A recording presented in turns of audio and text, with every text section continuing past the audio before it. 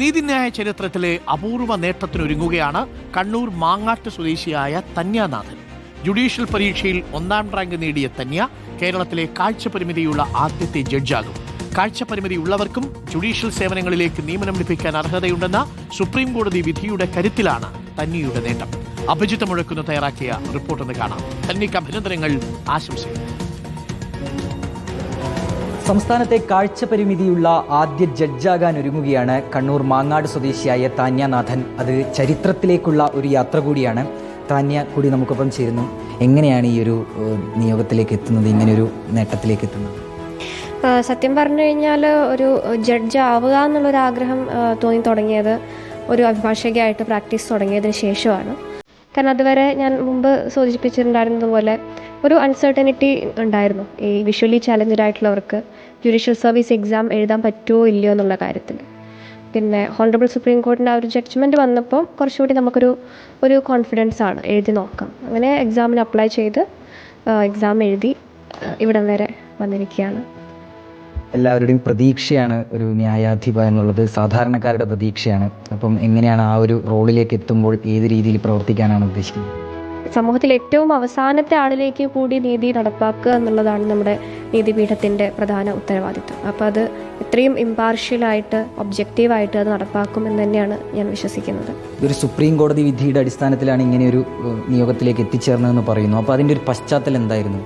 പശ്ചാത്തലം എന്ന് പറയുമ്പോൾ സുപ്രീം കോടതി സ്വമേധയാ എടുത്തിട്ടുള്ള ഒരു കേസാണ്. അതായത് പല സംസ്ഥാനങ്ങളുടെയും ഈ ജുഡീഷ്യൽ എക്സാം നോട്ടിഫിക്കേഷൻ വരുമ്പം അതിൽ എടുത്തു പറഞ്ഞിട്ടുണ്ടാവും, അതായത് 100% കാഴ്ചയില്ലാത്തൊരാൾ എക്സാമിന് അപ്പിയർ ചെയ്യരുതെന്നുള്ളത്.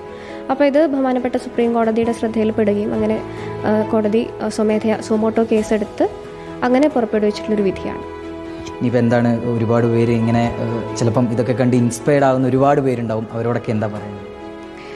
പറയാനുള്ളത് എന്താ വെച്ച് കഴിഞ്ഞാൽ നമ്മളൊരിക്കലും പിന്നിലേക്ക് മാറി നിൽക്കരുത്. നമ്മൾക്ക് അവൈലബിൾ ആയിട്ടുള്ള അവസരങ്ങൾ അല്ലെങ്കിൽ റിസോഴ്സസ് ഉപയോഗിച്ച് പരമാവധി മുന്നോട്ട് വരാൻ ശ്രമിക്കുക.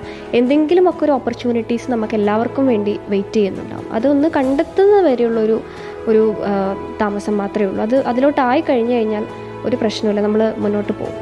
അതിലൊരു മികച്ച ന്യായാധിപയാകുക എന്നുള്ളത് തന്നെയാണ് ലക്ഷ്യം. തീർച്ചയായിട്ടും.